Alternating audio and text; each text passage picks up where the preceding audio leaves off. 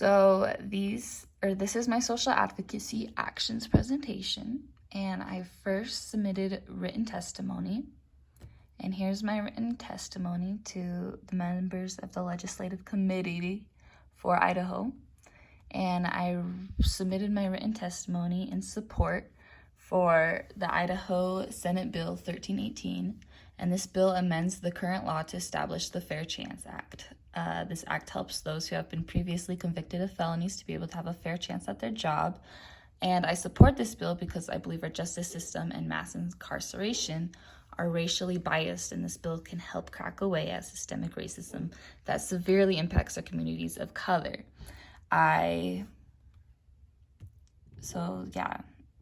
This is my testimony that I sent to them. And this issue is important to me because I feel that children people who have been convicted of felonies, I don't believe that they should have to suffer because of their parents' decisions. So I believe that it's important and I also believe that people should grow from their past instead of have to continue to suffer from what they've done in the past. And then my next social advocacy thing is I sent a letter to an elected official, and I sent my letter for an elected official for the state of Idaho. I sent my letter to James Risch, who is the senator for Idaho. Here is my letter that I sent to him. And in my letter, I addressed the current political and social issues that are happening in our world today. And this includes the issues regarding George Floyd, Black Lives Matter movement, and COVID-19. I inquired of him about the actions that our state and community is taking in order to help these issues and what I can do as an individual to help these issues as well. And I sent it through a form on his website. And he sent me back an email proving that I sent it to him. So there's that. The next thing I did for my social advocacy action was I made a Facebook post on a social issue. I posted on my Facebook an article that helps explain systemic racism and why we still see it in our country today. The article tells how it happens, who it affects, how it affects them. I wrote on the post my views of systemic racism and how I learned that it actually existed from research done myself and not from the education that I grew up in. And so here, I'm on Facebook, so here's the post, right there. And it says, the problem is that white people see racism as conscious hate, but it is bigger than that. Racism is a coupled system of social and political levers and pulleys set up generations ago to continue working on the behalf of whites at other people's expense.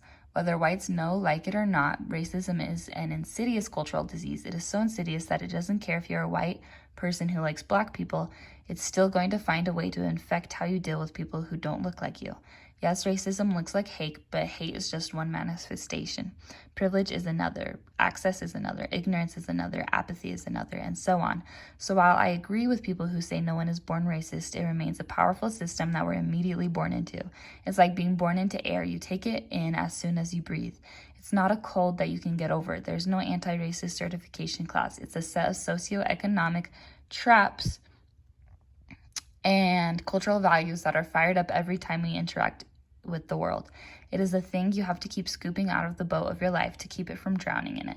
I know it's hard to work, but it's the price you pay for owning everything.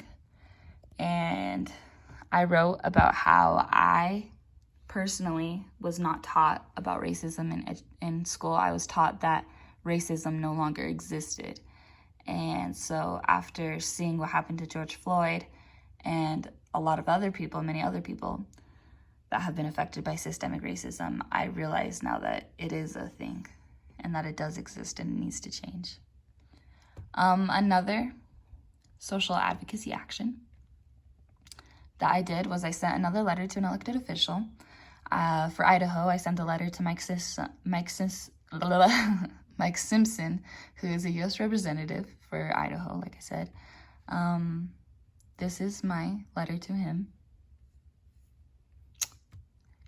in my letter, I told him that I was trying to be more socially involved in my community and that I was looking for more ways to do that. I addressed the problem of systemic racism and my opinions on the problem and what I feel like we should do for it. And I inquired of what his opinions were on the situation and what our state could do to help the situation and what I could do as an individual to help as well. And so I showed you the letter, and here's the email I got back proving that I sent it. And yeah, so that's my presentation.